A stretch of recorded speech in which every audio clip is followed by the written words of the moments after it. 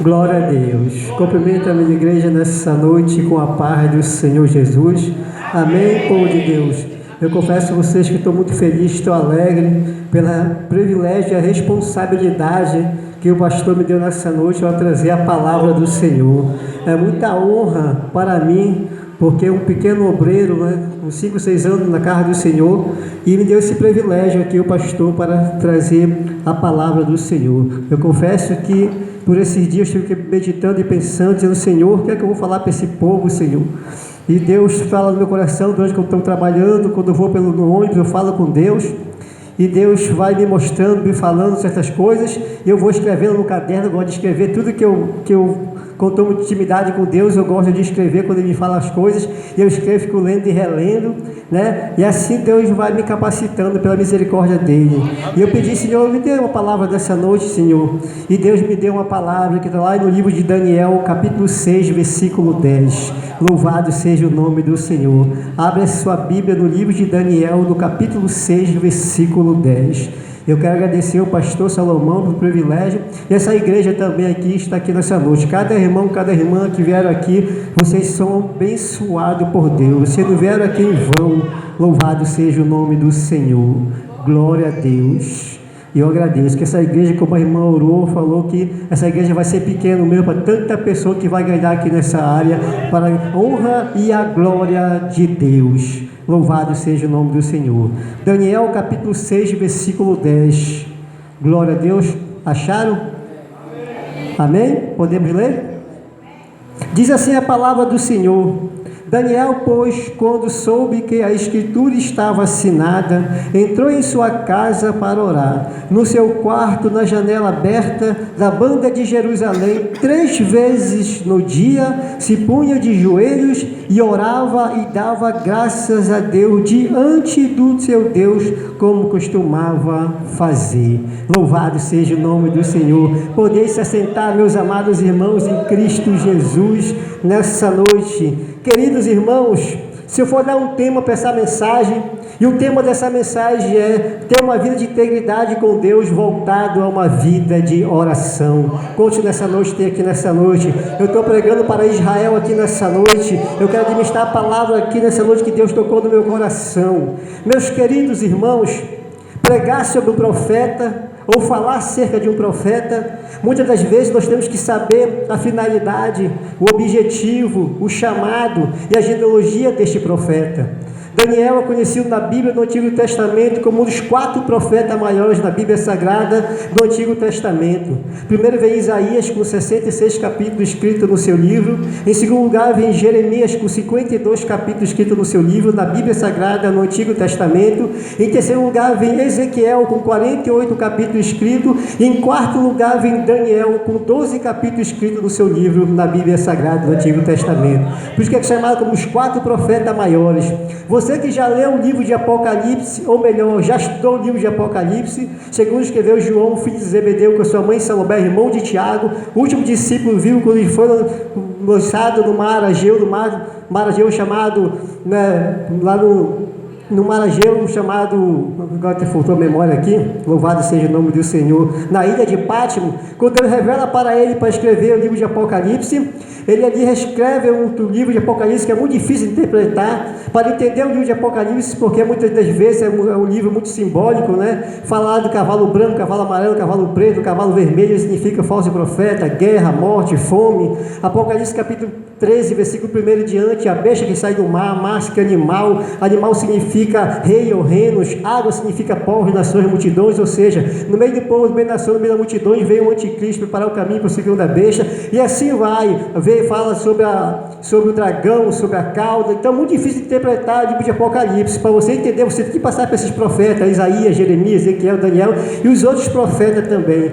Daniel é considerado não só como qualquer profeta, como o profeta que já pisou aqui na face desta terra. Jesus fala acerca deste homem, quando Jesus está pregando ali no seu sermão, sermão escatológico em Mateus capítulo 24, do versículo 1 em diante, quando Jesus estava com o discípulo, sai da Galileia, vai para Jerusalém, e a Bíblia diz que ele fica admirado com o templo. Quando ele sai do templo, o discípulo fica falando: Senhor, que templo bonito e formoso. Jesus respondeu e disse: não ficaria aqui pedra sobre pedra que seria derrubado. E a Bíblia diz que chamaram Jesus em particular, dizendo: Mestre, Rabi, Senhor, como será o fim dos tempos e a sua vinda? Jesus respondeu e disse: acautelai-vos que ninguém vos engane, porque haverá muito falsos cristos, falsos profetas, se possível enganarão até os escolhidos. Haverá guerras, rumores de guerras, terremoto em vários lugares, peste, nações contra nações. Mateus 24, versículo 12: por se multiplicar a iniquidade, o amor de muitos esfriaria, dentro da igreja, fora da igreja. Mateus 24, versículo 15: quando vedes a abominação da desolação de quem falou o profeta Daniel, está no lugar santo, quem lê, que entenda. Jesus está falando exatamente do profeta Daniel, no livro de Daniel, no capítulo 9, do versículo 27, que diz que ele afirmará um concerto com muitos por uma semana, e na metade da semana fará cessar o sacrifício de manjares. Então Jesus fala acerca desse profeta, e não somente Jesus fala acerca desse profeta, como o próprio Deus destaca como um dos 3 homens de justiça que já pisou aqui na face dessa terra. Se você observar no livro de Ezequiel, no capítulo 14, do versículo 12 ao versículo 20, a Bíblia diz que ainda que homens nesta terra pecarem contra mim, diz o Senhor, eu enviaria fome sobre esta terra, eu arrancaria homens e animais, mas se tiver somente esses 3 homens, Noé, Daniel e Jó, pela sua justiça, eu livraria sua alma, diz o Senhor. Ainda que eu enviasse espadas sobre essa terra, eu arrancaria homens e animais, mas se tiver somente esses 3 homens, Noé, Daniel e Jó, pela sua justiça, vivo eu, diz o Senhor, eu livraria sua alma. Ainda que eu enviasse peste sobre essa terra e derramaria com meu furor com sangue, eu arrancaria homens e animais, mas se tiver somente esses 3 homens, Noé, Daniel e Jó, pela sua justiça, eu livraria. Aí eu pergunto para essa igreja nessa noite: se Deus fosse destruir essa igreja nesse exato momento, se tivesse somente Noé, Daniel e Jó, por que Deus só livraria Noé, Daniel e Jó? Por que Noé? Porque Noé é homem de aliança com Deus. E por que Daniel? Porque Daniel é homem de oração com Deus. E por que Jó? Porque Jó é homem de perseverança com Deus. O Senhor Deus, que está sentado no alto sobre o trono do céu, ele olhar para essa terra, encontrar homens e mulheres com essas 3 finalidades: aliança com Deus, oração com Deus e perseverança com Deus. Deus vai livrar sua alma, diz o Senhor. Louvado seja o nome do Senhor. Meus queridos irmãos, como é que um jovem chamado Daniel, que significa Deus é meu juiz, é ele que julga a minha causa, diante de Deus, que todos vão comparecer no tribunal do trono branco, que tinha entre 15 a 17 anos de idade, que viveu no tempo de 606 anos antes de Jesus Cristo, 2606 anos antes de nós, que era da tribo de Judá, de uma genealogia de grandes homens que mudaram as suas histórias, que mudaram as suas gerações. Vou citar mais ou menos aqui 3 nessa noite. Se você observar no livro de Josué, do capítulo 14, do versículo 6 ao versículo 15, e Números capítulo 13, versículo 1 em diante, e Números capítulo 14, do versículo 1 em diante, que fala do mesmo texto, do mesmo contexto, quando o povo de Israel estava na fronteira de Canaã, Deus fala para o seu servo chamado Moisés escolher 12 homens, das 12 cabeças, 12 tribos de Israel, com a finalidade e objetivo de espiar a terra de Canaã, passar no mínimo 40 dias, e entre esses 12 homens, 2 deles se destacaram, que um era Osés, que Moisés vai trocar para Josué, e outro era Caleb. Caleb era filho de Jefoné, da tribo de Judá. Caleb tinha 40 anos de idade quando Moisés enviou o Senhor para espiar a terra de Canaã, e diz o texto sagrado, depois de terminado o período de 40 dias, dos 12 que vieram, 10 deles voltaram com um relatório pessimista, chegaram até Moisés no deserto de Paran a Cádiz e disseram: Moisés, fomos à terra que nos enviaste a espiar, e verdadeiramente mana leite e mel, este é o fruto dela. E diz o texto sagrado que aí trazer umas ervas amargas, trouxeram ainda um cacho de uva tão grande, mas tão grande que as 2 pessoas poder carregar o cacho. Mas porém eles disseram: Moisés, o povo que habita desta terra é poderoso, as cidades são muito grandes e fortificadas, nós não vamos conseguir vencer este povo. Mas Caleb, cheio do Espírito Santo de Deus, fez calar o povo perante Moisés, dizendo: ei, subamos e possuamos a terra, porque certamente o Senhor entregará entregará em nossas mãos. Mas aqueles 10 homens inflamaram ainda mais, dizendo para o povo: ei, não podemos subir contra este povo, porque ele é mais forte do que nós. E vimos ali gigantes, descendência de Anaquis, e eram os nossos olhos como gafanhoto, e assim também nos viram como gafanhoto. Uma mentira tão grande, irmãos, se achando como inseto, como gafanhoto. Mas Caleb disse: ei, não temas o povo desta terra, crê somente em Deus que entregará em nossas mãos. E naquele dia Moisés falou para Caleb, dizendo: Caleb, a terra que pisou os teus pés será tua e da tua descendência, porquanto perseveraste e seguiu o Senhor nosso Deus, porquanto teve espírito excelente. E o texto vai dizer que 45 anos se passaram, Caleb com 85 anos de idade, quando a segunda geração de Israel conquistaram a terra de Canaã. Porém, faltou um lugar a ser conquistado, que era o Monte Hebron, mais conhecido no Antigo Testamento como Kiriat-Arba. Esse Arba era descendência de gigantes, seus 3 netos eram semelhantes a ele, a lança dele pesava cerca de 6 quilos, era homem valente, homem gigante. Mas Caleb chega para Josué, dizendo: Josué, tu sabe que Moisés falou acerca de mim e de ti, que eu estava no deserto de Parã para esperar a terra de Canaã, porém nós perseveramos em seguir o nosso Deus. Mas naquele dia que tu ouviste que Moisés jurou que a terra dos meus pés será minha e da minha descendência, Josué, pois bem, eu quero tomar posse da minha terra prometida, só quero que você me abençoe, Josué. E a Bíblia diz que Josué fala para Caleb: tu não sabe que mora o gigante ali, o descendência de Anaquis? E Caleb respondeu: porventura o Senhor me conservou com vida até o dia de hoje? Qual era a minha força, a minha fé 45 anos atrás até o dia de hoje para o combate, tanto para entrar como para sair? Eu não quero saber se é gigante, se é terra fortificada, eu só sei que o Senhor me prometeu e eu quero tomar posse da minha terra prometida. Eu só quero que você me abençoe, Josué. Louvado seja o nome do Senhor.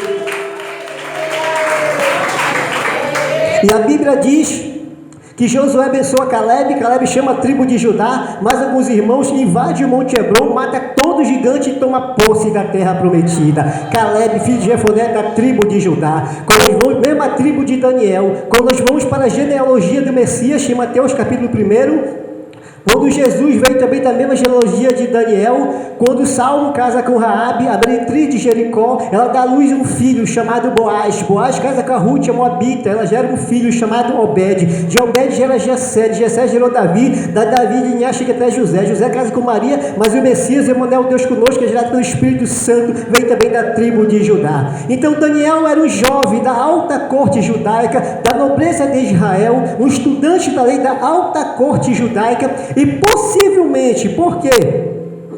Porque possivelmente Daniel era descendência do rei Ezequias. Por quê? Porque se você observar comigo no livro de 2 Reis, no capítulo 20, do versículo 17 a 18, e Isaías capítulo 38, versículo 5 a versículo 7, e Isaías capítulo 39, do versículo 5 a versículo 7, que fala também do mesmo texto, do mesmo contexto, quando o rei Ezequias estava numa enfermidade mortal, veio o profeta Isaías, chega para o rei Ezequias dizendo: põe em ordem a tua casa que tu morrerás e não viverás. Mas a Bíblia diz que ele vira o rosto para a parede e começa a orar para Deus, dizendo: ó Senhor, lembra-te que andei diante de ti com um coração perfeito, fiz que era reto aos teus olhos. E a Bíblia diz que o profeta Isaías já estava no pátio do rei Ezequias, quando Deus fala para ele pela segunda vez, dizendo: volta, diz para o rei Ezequias: assim diz o Senhor, o Deus de Davi teu pai, ouvi a tua oração, vi as tuas lágrimas, e eis que acrescentarei teus dias mais 15 anos. Mas o texto vai dizer em Isaías capítulo 39, do versículo 5 ao versículo 7, quando Merodach Baladã, rei da Babilônia, envia mensageiro e carta e presente na mão, para quê? Para presentear o rei Ezequias, sobre que estava enfermo e que o Deus de Israel os curou. E a Bíblia diz que o rei Ezequias recebe esse mensageiro que nem conhecia, abre a porta do seu palácio, mostra tudo quanto tinha dentro do seu palácio, até onde guardar o tesouro dos seus pais. E quando aqueles olheiros olharam o que tinha dentro do palácio, ele vai para a Babilônia. E o profeta Isaías volta pela terceira vez para o rei Ezequias, dizendo: quem são esses homens? Da onde eles vieram? O que faziam aqui? Que bom que você falou para ele. E o rei Ezequias fala para o profeta Isaías, dizendo: eles vieram de uma terra remota da Babilônia, soube que eu estava enfermo e que Deus de Israel me curou. E eu mostrei tudo quanto dia para ele. E o profeta Isaías vai dizer para o rei Ezequias, dizendo: assim diz o Senhor, eis que virão dias que tudo quanto houver em tua casa são levados para a Babilônia, não ficará coisa alguma. E tem mais uma coisa: todos os teus filhos que procederem de ti, que tu gerares, tomarão que seja o núcleo do palácio da Babilônia, porquanto eu abri a porta para certas pessoas que não era para entrar. possivelmente Daniel era descendência do rei Ezequias. Por quê? Porque Daniel veio o núcleo no palácio da Babilônia. Abrindo parênteses aqui neste texto de Isaías, eu pergunto para essa igreja nessa noite, que tipo de pessoa você está abrindo a porta da sua casa? Por quê? Porque muitas das vezes nós abrimos a porta da nossa casa para certas pessoas, só para falar mal que você tem ou deixa de ter, para depois falar mal, para olhar que você tem de ter na sua casa, para depois falar mal. Faça que nem Sulamita, observa aquele homem que passa e diz: esse aí é homem de Deus, esse vai entrar na minha casa, que da mesma forma que ela abençoou ele, Deus usou ele para abençoar ela com o filho.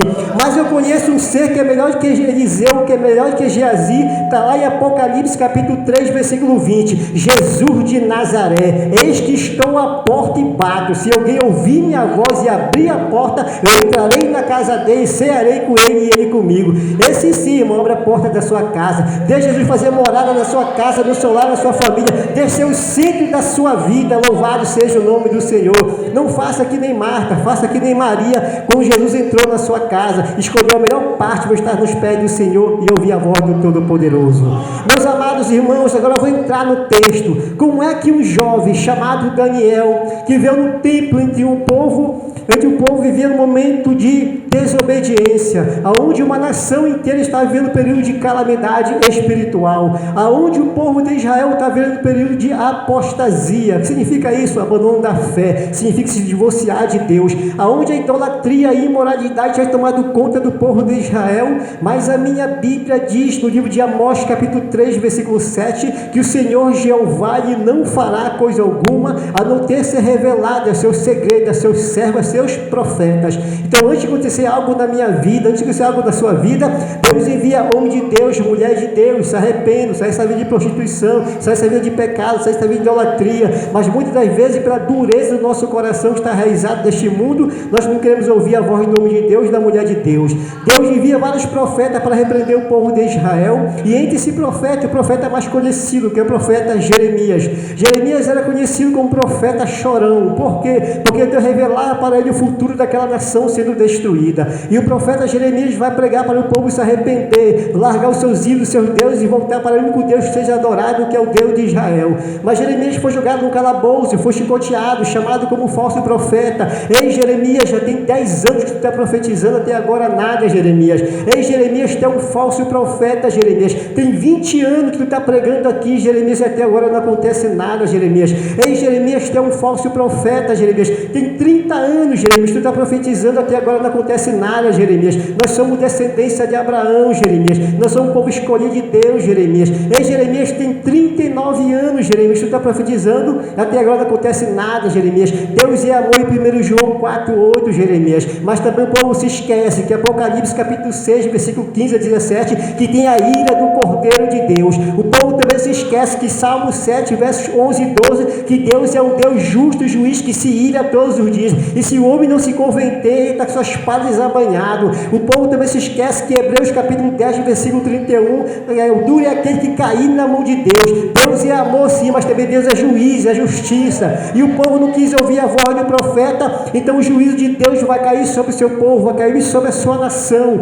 Deus permite agora a poderosa Babilônia invadir Jerusalém, e começa um momento de massacre, um momento de luta, um momento de desespero, pessoas sendo mortas, sendo casas sendo invadidas, e leva o povo cativo de Jerusalém para a Babilônia. A primeira leva dos nobres, Daniel foi no meio. A segunda leva, Ezequiel e sua esposa, mais de 10 milhões de pessoas cativo para a Babilônia. A terceira leva, destrói o templo, profana o templo, queima o muro, pega o utensílio sagrado e leva para a Babilônia. Segundo alguns estudiosos, mais ou menos cerca de 1.600 quilômetros de caminhada de Jerusalém para a Babilônia. Fazendo essa conta, dá 25 quilômetros de caminhada por dia. Somando tudo, dá 2 meses e 4 dias de caminhada. E este Daniel, que possivelmente vai ter 2 meses e 4 dias de caminhada, sai de Jerusalém para a Babilônia, ou seja, 45 dias de caminhada, que foi arrancado de sua pátria, que perdeu o seu lar, perdeu os seus amigos, perdeu sua família, perdeu a sua liberdade, sai de Jerusalém para a Babilônia, não como estudante da lei, mas sim como escravo. E este Daniel, que vai ter possivelmente 64 dias de tomar uma decisão na sua vida, de fazer uma escolha na sua vida, ou vai se conformar com uma vida de escravo, ou vai ser o sal da terra e a luz do mundo. Louvado seja o nome do Senhor. Daniel manteve-se íntegro, reto, diante de Deus, diante dos homens, diante da sociedade.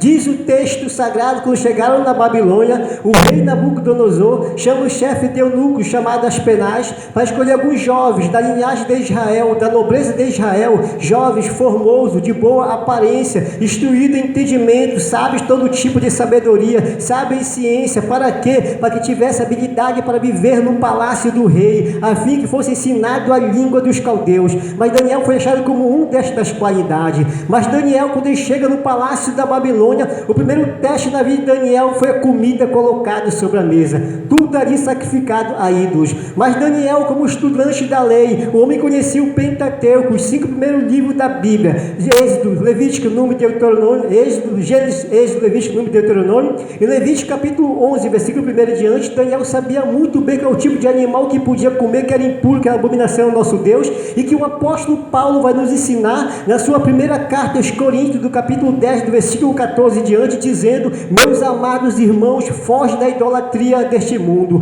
Apesar que ídolo não é nada, pode ser feito de ouro, de barro, de prata, de pedra, de bronze, de madeira, mas que tem olho, mas não enxerga, que tem boca, mas não fala, tem ouvido, mas não escuta nada, tem nariz, mas não tem olfato, tem perna, mas não anda, e mão, mas não pega, mas por trás dos ídolos, diz o apóstolo Paulo, estão os demônios. Então Daniel propôs logo no seu coração não comer nenhum tipo de comida sacrificada a ídolos, somente frutas, cereais e legumes. E agora Daniel viveu um período de 70 e mais de 80 anos na Babilônia. É possível, meus amados irmãos, ser íntegro, mesmo cercado no mar de lama de corrupção? Mesmo quando você é vítima de conspiração, tanto na adversidade quanto na prosperidade? Daniel manteve-se íntegro, reto diante de Deus, diante dos homens, diante da sociedade. Daniel, ele não vendeu a sua consciência. Daniel, ele não negociou seus valores absolutos. Daniel, ele não se corrompe abaixo da sua integridade, abaixo da sua fidelidade ao Deus de Israel. Mesmo vivendo no mundo pagão, Daniel manteve-se íntegro, reto diante de Deus, diante dos homens, diante da sociedade. Deixa eu dizer algo para vocês aqui nessa noite: quando nós cuidamos da nossa integridade, Deus, ele cuida da nossa reputação. Eu vou repetir: quando nós cuidamos da nossa integridade, Deus, ele cuida da nossa reputação. Deus livrou Daniel em meio ao problema, mas não do problema. Muitas das vezes Deus nos permite passar por luta, dificuldade, tribulações, mas Deus nos livra dela. Todo cristão, escute essa, todo cristão deve ser íntegro, reto diante de Deus, diante dos homens, diante da sociedade. Por quê? Porque quando Jesus saiu da sua glória, que era rico, se fez pobre, onde a luz desce nesse mundo de treva, mundo de escuridão, mundo jaz do maligno, Jesus queria implantar aos seus discípulos, aos cristãos, para mim, para você, uma vida de integridade e uma vida de cultura. Mas, irmão André, me explique o que significa isso, ter uma vida de integridade e uma vida de cultura. É ter um estilo de vida, é um jeito de viver, é um jeito de ser. Ser cristão é mais do que você ir numa igreja. Ser cristão é mais do que você confessar a sua fé religiosa. Ser cristão é adotar um padrão de vida, um modelo de vida. Isso inclui o jeito que eu falo, isso inclui o jeito que eu lido com as pessoas, o jeito que eu negocio com as pessoas. Por quê? Porque na verdade o cristianismo, ele é uma cultura do reino do céu, tem que estar entranhado na minha e na sua vida, irmão. Louvado seja o nome do Senhor, glória a Deus. Porque enquanto eu pensar que o cristianismo é apenas uma religião, eu serei apenas mais um religioso. Mas quando o cristianismo for para mim e para você uma vida de cultura, não importa onde nós estaremos, porque a nossa postura será a mesma. Por quê? Porque é minha cultura. Não importa onde nós estaremos, se é na rua, se é na faculdade, se é na praia, se é no shopping, se é no cinema, no trabalho, as pessoas têm que olhar para mim e para você, tem que dizer que este é homem de Deus, esse é uma mulher de Deus, esse é cristão, essa é uma serva de Deus. E eu creio que aqui nessa noite ainda tem homens e mulheres que as pessoas olham e dizem que é homem de Deus, que é mulher de Deus. E se não olhar dessa forma, mas vai passar a ser, irmão. Você quer ter os exemplos mais fortes do que esse? Mateus capítulo 26, versículo 29 até o versículo 73. Diz o texto sagrado que depois da última ceia do Senhor Jesus Cristo, ele vai para o Monte das Oliveiras. Por volta de meia-noite, quem chegou? Judas com os soldados romanos. A dar um beijo no rosto de Jesus Cristo, ele indicou, ele apontou aquele que deveria ser preso naquela noite. E a partir daquele momento, Jesus foi levado à casa de Anás e Caifás. Dessas 3 horas de julgamento, quem vai atrás de Jesus? Pedro. As pessoas olharam para Pedro, que dizia que é um seguidor de Jesus Nazareno. A tua fala e o teu jeito não nega. Louvado seja o nome do Senhor. Você quer algo mais forte do que esse? Eu vou dar mais um. Lucas capítulo 23, versículo 1 ao versículo 9. Diz o texto sagrado: depois Jesus saindo da casa de Anás e Caifás, ele vai ser julgado para Pilatos. Pilatos vai várias perguntas, várias interrogações acerca de Jesus, e uma dessas perguntas, dessas interrogações, ele descobriu que Jesus é Galileu da Galileia, e envia Jesus em uma carta para Herodes, porque Herodes é governador da Judéia ou da província da Judéia, e a Bíblia diz que Herodes queria muito conhecer Jesus Cristo. Por quê? Porque ele ouvia falar dos seus milagres, das suas maravilhas. A Bíblia diz que ele esperava ver Jesus fazer e falar alguma coisa. Prova quem tu é e mostra quem tu diz que tu és, Jesus Nazareno. Jesus calado estava, calado ficou. Por quê? Porque quem tem convicção daquilo que é, não precisa provar nada para ninguém. Eu não preciso bater no peito e dizer que sou cristão, que sou de Deus, que você é mulher de Deus. Por quê? Porque as minhas atitudes falam mais que as minhas palavras. Por quê? Porque é só viver que a palavra manda, que todo mundo ao seu redor vai dizer: não mexe não porque é mulher de Deus, não mexe não porque é homem de Deus, não toca não porque é serva de Deus, não toca não porque é homem de Deus. Louvado seja o nome do Senhor. Daniel, mesmo vivendo no mundo pagão, permaneceu íntegro, reto diante de Deus, diante dos homens, diante da sociedade.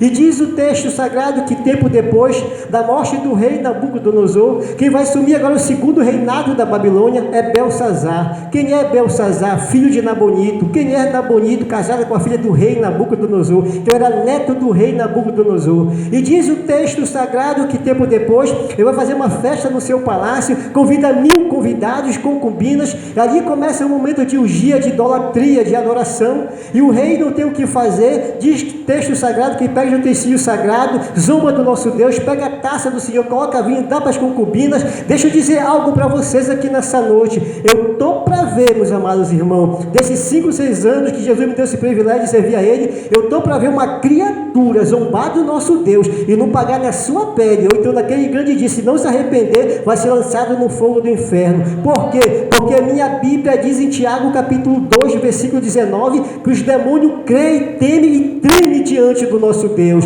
E tem pessoas que não querem temer nem tremer diante do nosso Deus, mas vai pagar um alto preço. E diz o texto sagrado que tem um momento de urgia, aquela mão poderosa invade aquele ambiente e começa a escrever na parede, possivelmente a letra hebraica. Por quê? Porque a letra dos hebreus. E a Bíblia diz que tem um momento de alegria, de festa, de urgia, agora é pranto, é medo, desespero. E o rei que é metido a valentão, diz o texto sagrado, que dá joelho com joelho, tanto temor acerca do nosso Deus. E agora ele começa a chamar os magos, os feiticeiros, astrólogos, adivinhadores, mas nenhum conseguiu interpretar o sonho do rei. E a Bíblia diz que ele fica desesperado, mas a rainha disse: meu rei, meu senhor, tem um homem aí que é diferenciado. Esse homem tem um espírito do Deus vivo, esse homem tem uma intimidade com esse Deus dele tremenda. Mas como ele conseguiu essa intimidade com esse Deus? É lágrima nos olhos e joelho no chão, é homem de oração. Tem aqui nessa noite, é mulher de oração aqui nessa noite.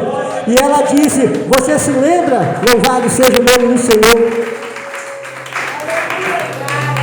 E a rainha disse: você se lembra do teu avô, que teve um sonho numa estátua grande, que tinha cabeça de ouro, que representa a Babilônia, o rei Nabucodonosor, que tinha um peito de prata, que representa o medo persa, rei Ciro, que tinha o ventre de bronze, que representa Alexandre o Grande, a Grécia, que tinha as pernas de barro e os dedos de ferro e de barro, que representa Roma, que por 1000 anos achou que a sua mão poderosa. Pois bem, é este Daniel que interpretou o sonho. Você se lembra do seu avô que teve outro sonho numa árvore grande e foi cortada até o tronco? Que essa árvore representa o teu avô, o rei Nabucodonosor, que a tua orgulho é soberba, dizia que está acima de tudo e de todos, e que o Deus de Israel foi passar 7 anos como bicho, pegando sol e chuva e comendo mato. Pois bem, é este Daniel. E o rei disse: cadê esse homem? Daniel tinha mais ou menos cerca entre 80 e 86 anos de idade aproximadamente. Daniel era esquecido pelos homens, não era mais falado no palácio, esquecido pelos homens, mas não por Deus. Deixa eu dizer algo para vocês aqui nessa noite. Tem muitas pessoas que fazem a obra do Senhor, muitas das vezes para se aparecer, para se promover, para ganhar status e fama diante de homens e ser reconhecido perante os homens. Mas também tem homem de Deus e mulher de Deus, que eu creio que aqui nessa noite, aqui nessa igreja tem, que faz a obra do amor, que humildade, humildade, com conhecimento, com gratidão e visando o futuro do reino do céu. E essas pessoas, pastor Salomão, não é muitas vezes reconhecido pelos homens, mas fique tranquilo, que a minha Bíblia diz em Apocalipse capítulo 1, do versículo 14, que tem um homem chamado Jesus de Nazaré, com os olhos como chama de fogo, e ele conhece as suas obras, a minha obra de justiça, como também as suas obras, a minha obra de injustiça, e é dele que virá a recompensa. Daniel estava esquecido pelos homens, mas não por Deus, e o rei disse: manda chamar da minha presença esse homem. E quando Daniel chega no palácio do rei, ele olhou tudo aí sacrificado a ídolo, e o Belsazar disse: você é Daniel? Ele falou: sou. Se você ler que está escrito nesta parede, tu vai ganhar ouro, tu vai ganhar prata, roupa de púrpura, tu vai ser o terceiro do meu reino. E Daniel respondeu: pode ficar com o seu ouro, com a sua prata, roupa de púrpura, pode ficar com o seu reino, pode ficar com o que você quiser, eu não quero nada, Belsazar. Tu não brincaste com Deus qualquer, Belsazar, tu brincaste com o Deus de Abraão, o Deus de Isaac e o Deus de Jacó. Porque é o Deus de Abraão, porque é o Deus da promessa, porque é o Deus de Isaac, porque é o Deus que cumpre a sua promessa, porque é o Deus de Jacó, porque é o Deus que perpetua a sua promessa. Tu não brincaste com Deus qualquer não, Belsazar, tu brincaste com o Deus que disse para Moisés: tira a sandália dos teus pés, porque a terra que você está pisando é santo. Não porque somente o monte era santo, mas porque onde desce o Shekinah de Deus, tudo se torna santo. Tu não brincaste com Deus qualquer não, Belsazar, tu brincaste com Deus que disse para Moisés, diz para o faraó que eu sou que sou. Essa palavra tem algum significado. Por quê? Porque todos os povos tinham vários deuses, mas de uma finalidade. Quando Deus diz eu sou que sou, eu sou um Deus completo. Se é libertação que você quer, seu Deus que liberta. Se é cura, seu Deus da cura. Seu Deus que levanta, seu Deus que abate, seu Deus que decide quem vive, seu Deus decide quem morre, seu que tira o rei e coloca o rei. Eu sou que sou. Eu sou o Deus de ontem, Deus de hoje, Deus de amanhã, Deus de sempre. Eu sou um Deus eternamente. Eu sou que sou. Louvado seja o nome do Senhor.